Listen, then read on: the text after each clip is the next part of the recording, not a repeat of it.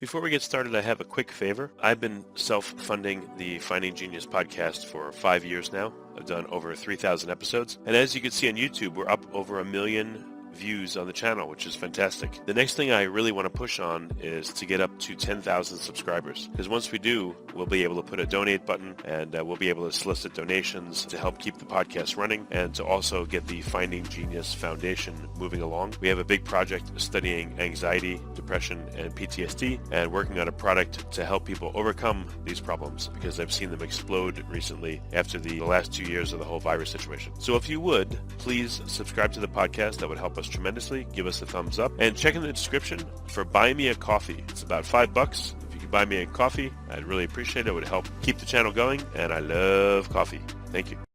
Forget frequently asked questions. Common sense, common knowledge, or Google. How about advice from a real genius? 95% of people in any profession are good enough to be qualified and licensed. 5% go above and beyond. They become very good at what they do, but only 0.1% are real geniuses. Richard Jacobs has made it his life's mission to find them for you. He hunts down and interviews geniuses in every field: sleep science, cancer, stem cells, ketogenic diets, and more. Here come the geniuses. This is the Finding Genius Podcast with Richard Jacobs. Richard Jacobs with the Finding Genius Podcast. I have two guests today, Anthony Lollis and TereZa Hakobyan-Lolli. They're documentary filmmakers, real estate developers, and Anthony, I believe, looks like the editor-in-chief of Biohack Yourself Media and Biohack Yourself National Magazine. So we're going to talk about what they've learned from 35-plus top health experts. We're going to talk about MAHA, Make America Healthy Again. So this should be a very interesting podcast. So welcome, guys, and thank you. Thank you. Thank you for having us.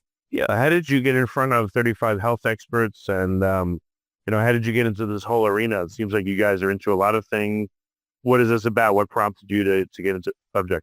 First of all, 35 would be a cakewalk. It was over 200 health experts that we actually met in front of. We are documentarians. We're experiential documentary filmmakers. We run, own, and operate a company called Lolli Brands Entertainment. And under that umbrella, we do experiential documentaries. One of the first ones to do that was Morgan Spurlock when he did Super Size Me, where he ate McDonald's for a year. Yeah, it was a good movie, yeah. Well, and the greatest movie ever sold. I mean, the other one pretty good. Right. Love that movie. Love his work. We actually did some real estate stuff together before he passed, and really good guy. And we were inspired by that, and we decided to do our own experiential documentaries in the health and wellness space, starting with my transformation. I used to be 315 pounds. I'm 5'8". I was morbidly obese and literally knocking on death's door.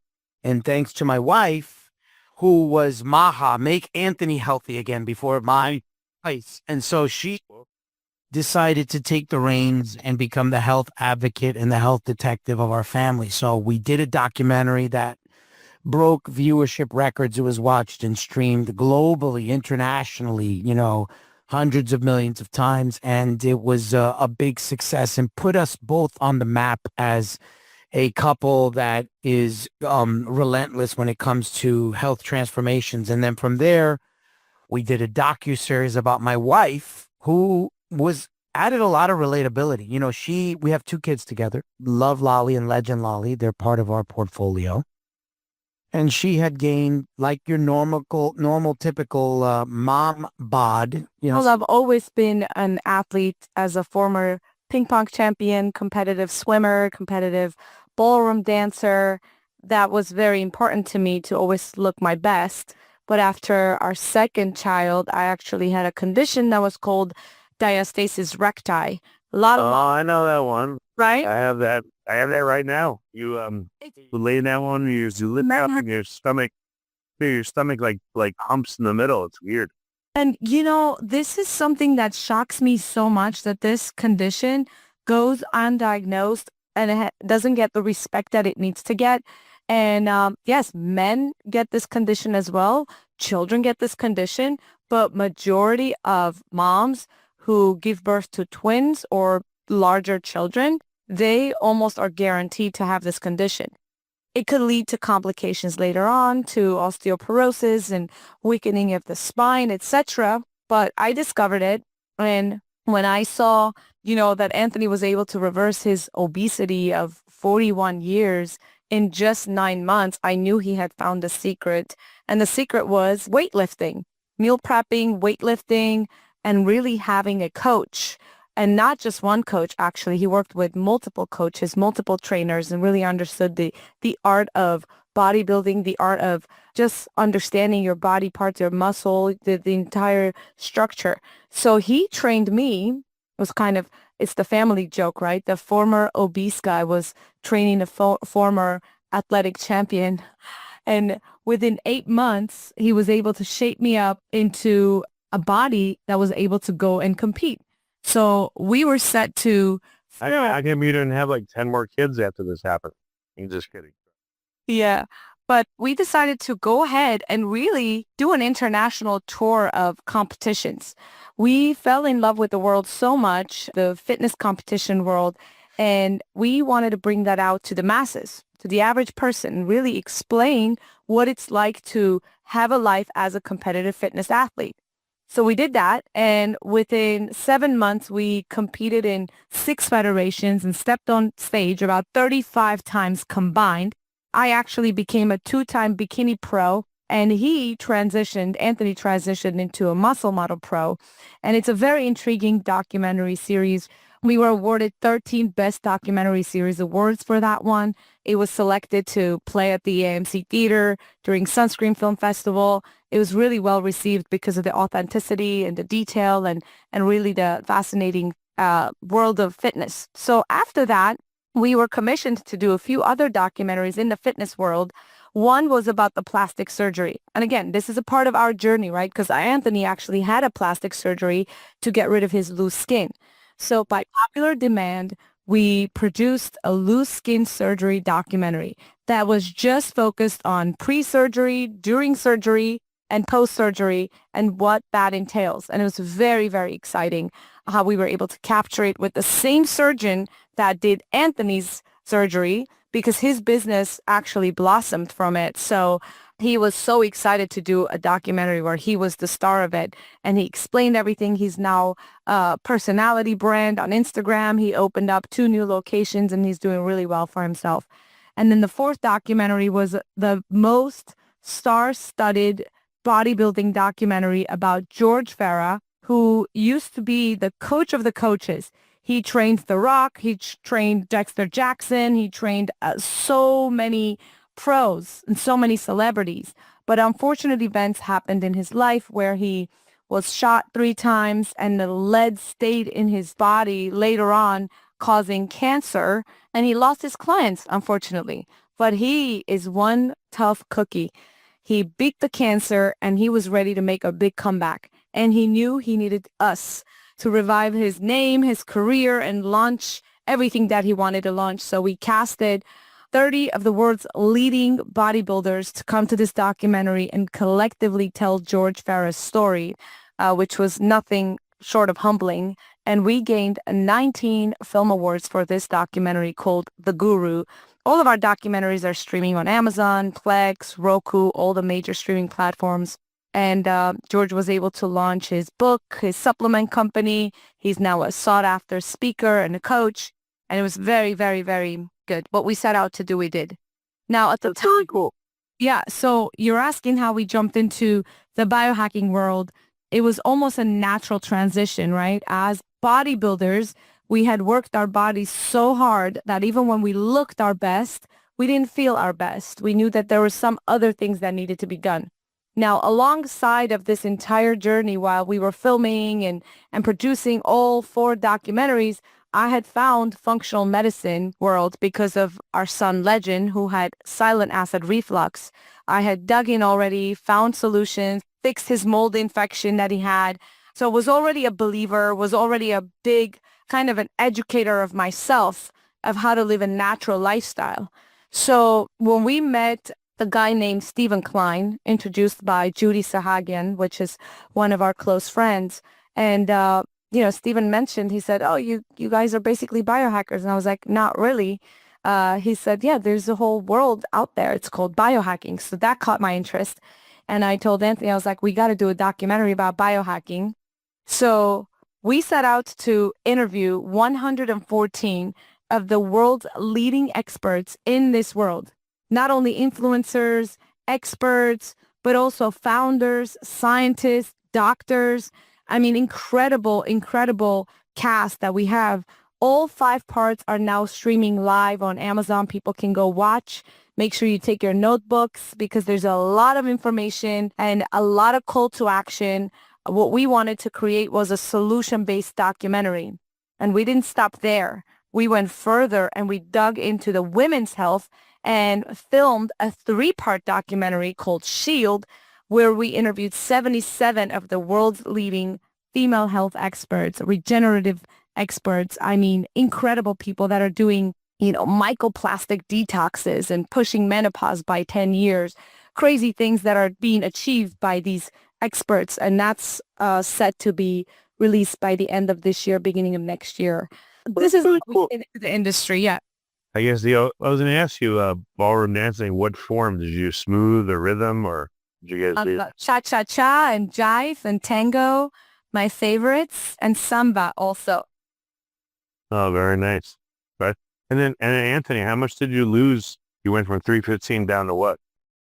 Before we continue, I've been personally funding the Finding Genius podcast for 4.5 years now, which has led to 2,700 plus interviews of clinicians, researchers, scientists, CEOs, and other amazing people who are working to advance science and improve our lives and our world. Even though this podcast gets 100,000 plus downloads a month, we need your help to reach hundreds of thousands more worldwide. Please visit findinggeniuspodcast.com and click on Support Us. We have 3 levels of membership from $10 to $49 a month, including perks such as the ability to see ahead in our interview calendar and ask questions of upcoming guests, transcripts of podcasts you're interested in, the ability to request specific topics or guests, and more. Visit findinggeniuspodcast.com and click Support Us today. Now back to the show. 177. The documentary is called From Fat Lolly to Six-Pack Lolly, the ultimate transformation story. Ultimately, I lost 150 pounds. And then we did multiple documentaries since then, and I've helped, tons of people lose weight globally, stopped a lot of suicide, and helped a lot of the dads and moms regain their life back. It's really cool and amazing. And it makes sense, right, from the bodybuilding to the biohacking world. So it's all right. Well, yeah, keep going. I just wanted to get a couple now what you guys did. But The way you lead the way. Sure. Tell me what you want to know. yeah, so how did you interface with, Make America Healthy Again and the experts you interviewed there? Yeah, well, we casted Bobby Kennedy when he was running for president. He was looking for specific alignment and exposure with his presidential campaign. And we had a lot of mutual friendships and relationships. And we're a bipartisan couple. We've supported people on both sides of the aisle. We're from New York originally, so we have friends on the Democratic side. We have friends on the Republican side. And so when the opportunity to interview Bobby was perfect. And he was already on the health kick. The word Maha wasn't invented yet, but we discussed his incredible body, that you could see that he was doing pull-ups and push-ups, which he did in the documentary as well. And then consequently, after we finished filming Biohack Yourself, he ended up throwing his hat in the ring with President Trump, and he joined forces with Del Bigtree, who was running a campaign and the CEO of MAHA, Make America Healthy Again. And Del Bigtree is famous in his own right for his advocacy. He did Vaxxed. He produced Doctors. He produced Dr. Oz, a lot of different shows. He's a very I spoke to him once a few years ago. He was a good guy. Amazing guy. Stuck his neck out for a lot of people.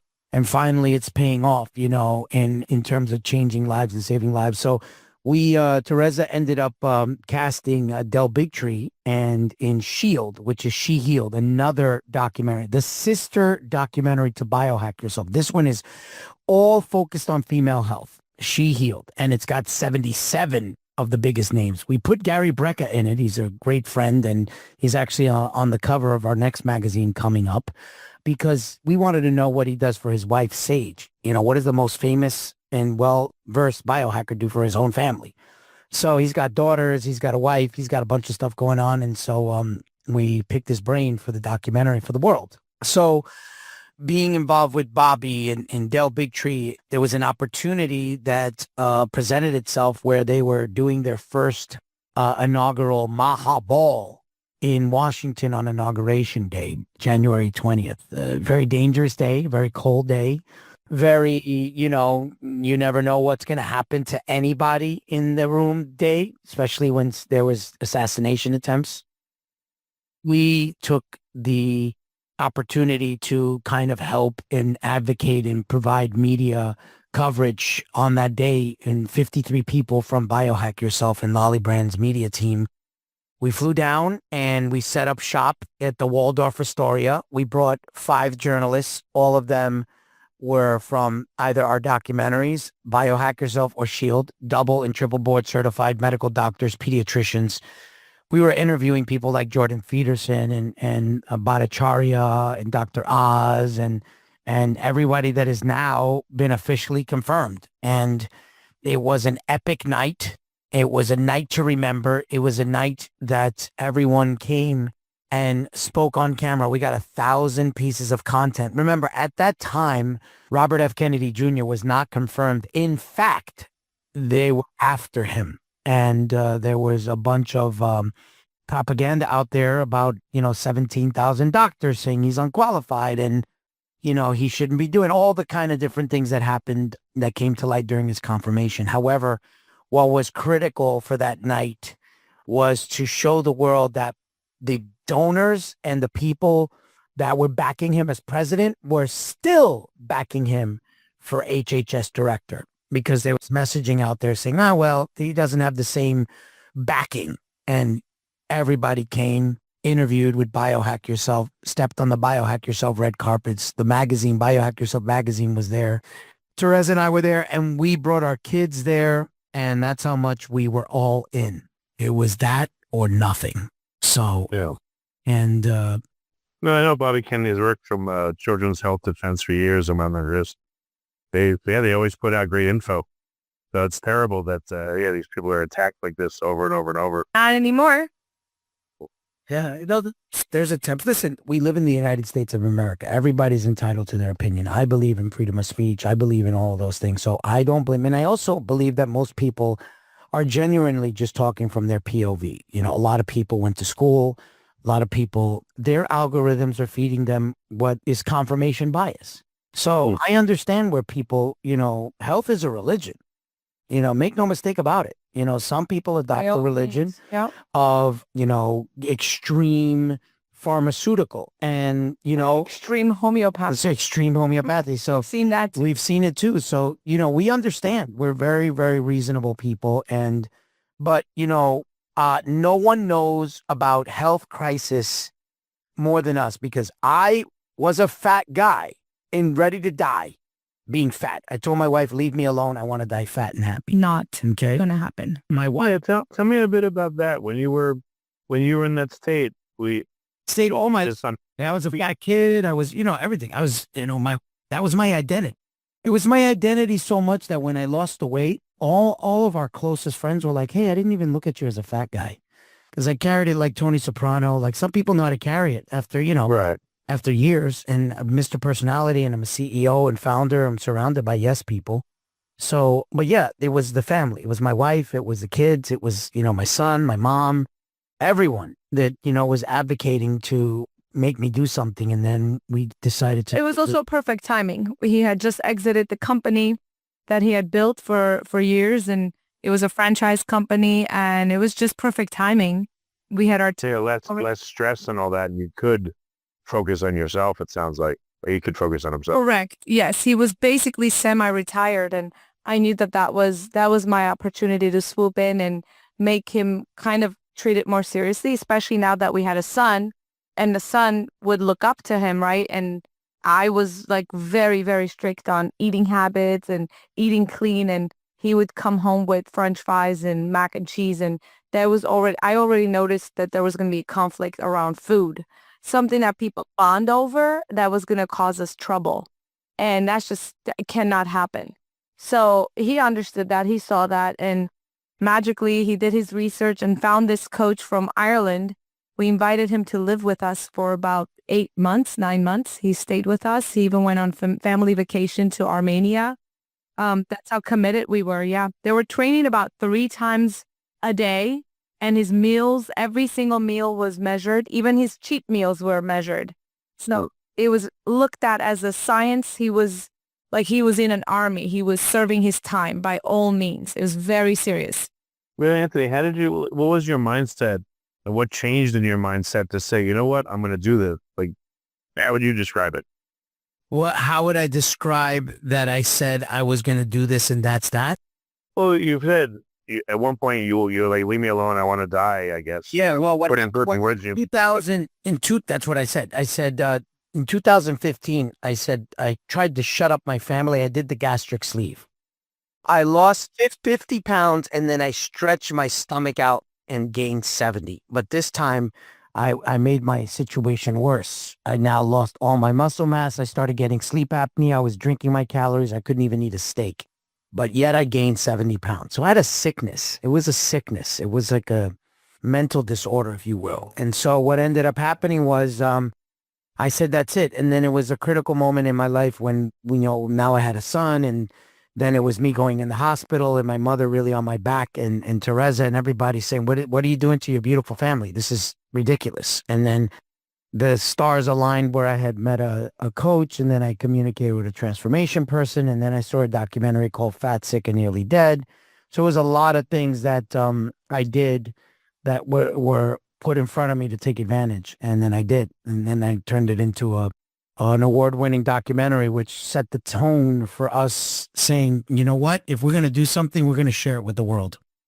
I mean, what was the hardest thing about going through all that? Was it just...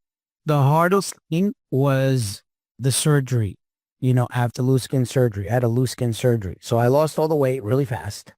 Then I was like, what am I going to do? I look like the guy from RoboCop when he threw the acid on him, And then I said, what am I going to do with all this loose skin? And my coach said, you can get a loose skin surgery and compete in transformation. That's all I needed to hear. I could erase everything. It was a do-over. And I did. I did the surgery, recovered, competed, became a transformation champion. And then we did, through the docuseries Super Lollis, I became a pro. I got my pro card. My wife became a 2-time pro.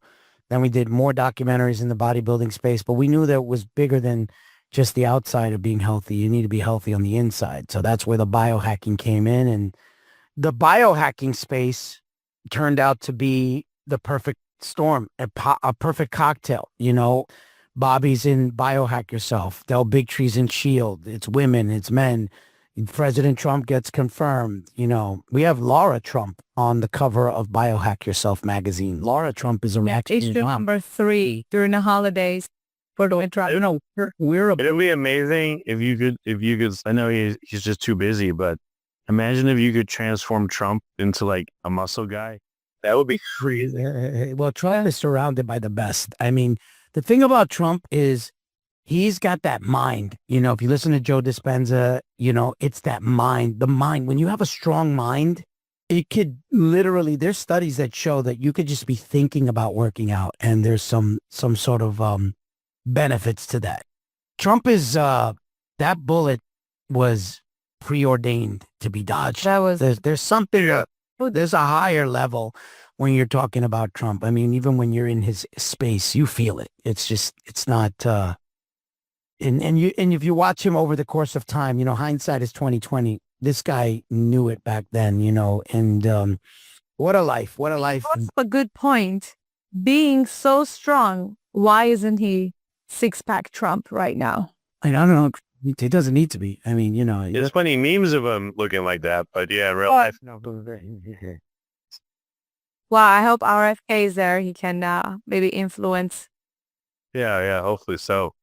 But what was your weight loss journey like? Like, what was so you watched Anthony transform, and I'm sure it was super inspiring and comforting to you. And then when did it kick in for you to do the same thing? Well, so that's what I'm saying. For me, right, it's always been about eating super healthy and working out just regular, maybe cardio, yoga, or going and doing sports. But I it always seemed like a longer route, especially after I had my second baby. It seemed like it was going to be 2 years or something before I would bounce back, right? They call that the bounce back. But when I watched him shed over 125 pounds in 9 months, strictly by basically science, right? Just weightlifting and meal prepping. And I was like, that's it? I never knew that world, because as an athlete, you don't really know that world of bodybuilding. And yeah, so it was basically after his competition when I watched him step on that stage. I was like, babe, this is unbelievable. You were able to do this, lose so much weight, not only lose so much weight, but gain so much muscle. And I said, that's what I need. I need to gain muscle. I was feeling frail, weak. I had my diastasis recti, and that was affecting my overall back, and I was getting tired, just regular new mom issues, right?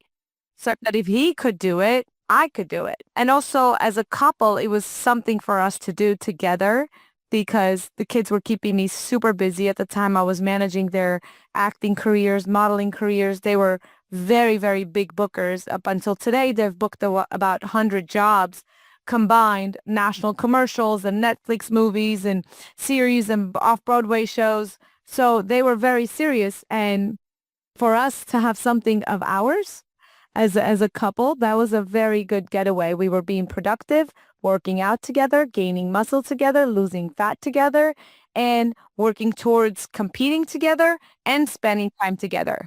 And so we loved it. Our relationship blossomed to a level that we had not touched yet at that point, which is what made this venture possible, the Biohack Yourself venture. We started filming the documentaries, which very quickly turned into a media empire and an ecosystem. We launched the website very quickly, biohackyourself.com, after we finished filming, because we were so eager to start releasing some of the shorts, some of the content in short format on Instagram and website, and writing articles about some of our cast and how fascinated we were. Because we were like, look, the documentary post-production time, it takes time. By the time it gets released, why don't we make a website and release some bits and pieces here and there so people can start taking action and healing themselves? Because we were starting to feel super good inside. Our vitals were getting better. We were drinking hydrogen water. We were purifying our water, eating healthier, eating, algae and all these protocols that you watch in documentary Biohack Yourself. We started taking on. We were protecting ourselves from EMF and doing all of them, PEMF mat, red light therapy, cold plunges, grounding. So we were like, it's not fair to let our audience wait so long. So when we did that, our Instagram just took off. As of right now, we're getting close to 11 million views every single month. And quickly we turned into a news platform. Now we have about 17 journalists reporting for us on everything longevity. You talk about run clubs, covering cold plunge clubs, covering listening clubs, covering biohacking expos, longevity expos. Now we're actually planning on launching the first of its kind biohacking fashion show where we praise the companies and designers that actually use not plastic fabrics, and they use 100% cotton and EMF clothing. Incredible, incredible, incredible way of growing on old channels. And of course, our new baby, a print magazine that is in over 6,800 retail locations across the United States and Canada. Our contributors are unlike other. They're treating this magazine as a journal. They're publishing their work. The best scientists, the hidden gems, and the companies that advertise in our magazine must be peer reviewed. So that's what we're doing now to continue the momentum of peer reviewing, bringing cutting edge technology and supplements and new discoveries to our audience that we've been growing for the past 8 years. Okay. So what was it like interviewing the people, and were you guys biohacking as you interviewed people? We worked with the majority of the people we interviewed. We actually, again, it's experiential, right? Just like we lost weight, just like we competed, just like we did what went under the knife, we went into the biohacking experience with the red light therapy, the PEMF, the stem cell, the blue light blocking glasses, the brain scans, the DEXA scans, the full body scans, like everything that we interviewed, we went through ourselves down to anti-EMF shielding products, So we went and we have deep, solid, intimate relationships with some of these people in terms of we go to dinner with them, our children play together. We now do marketing and advertising and consulting for some of them. We brought our skills from the media and marketing and entertainment world into their world and help them amplify their business, because one of the main things is they wanted to get the message out to the audience, and they were in a shadow banned environment.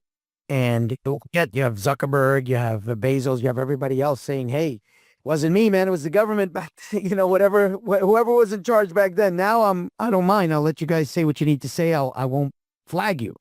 So these people, they almost lost their shirt during the pandemic, during that. So we came in almost as a life raft and offered an opportunity for them to amplify the message. And by no stretch of the imagination were these people unsuccessful. They're very successful in their own right. And some of them are highly academic. I mean, some of these people are headed towards a Nobel Prize.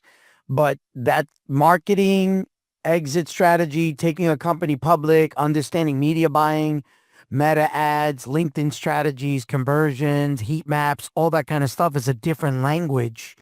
And most of the time, there's a lot of people that don't know what they're doing and don't know how to disseminate the message. So to answer your question, what was it like interviewing them?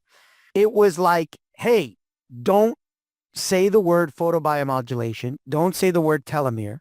Don't say the word hyperbaric chamber without explaining. Yeah. We had to stop them because, you listen to an Andrew Huberman podcast with Lex Friedman and Dr. Daniel Amen, and it's meant, we also had to bring our kids on set, okay, and have them interview some of the most renowned experts about some of the most complex topics to really get the simplified version. That's cool. You guys literally interviewed some of the people? Absolutely. They interviewed Steve Gundry, Dr. Daniel Amen, Zach Bush. Yeah. And I'm able to get the amazing footage, relatable masses and understandable. Yeah. That's great. I'm sure it made your kids very, very confident to do that they can talk to adults that probably are very intimidating to them and still ask questions. That's cool. Yeah, well, they were professional child actors. To make the switch from being a child actor to actually, sitting down and being an interviewer, it was a different thing because there's no lines. You're just asking them what you... And capturing information and asking real questions. Yeah, it was very nice. Yeah. Huh. So, all right. So you were doing these things as you were interviewing these people and seeing the effects. So I'm sure it made you more excited as you went along. Absolutely. Interviewed more and more. More optimized, too. After every interview, we would look at each other and say, oh my gosh, we need this product. Oh my gosh, we have to do this practice. We were like kid in the candy shop. No exaggeration. What did you see after you had been through dozens and dozens of them? Like what kind of commonalities? You probably already said this, Anthony. They're good at what they do, but they're not good marketers. But what else did you see that was in common? They were all pain to purpose stories. All of them, they're all founder-led, founder-face. They all care. They really care. Like they would give you the shirt off of their back. They don't care about making money. That's one of the things we're like, what is going on here? How are you going to stay in business? I mean, these people genuinely would, for a $20 product, will spend 5 hours explaining it to you. Come over your house. Like it's nuts. And then no matter if I give it to you, like they're so giving. These people are not business people whatsoever. They just don't understand. Like they're artists. They're artists. They're true artists. Okay. So once you did that, prompt another thing in your mind, like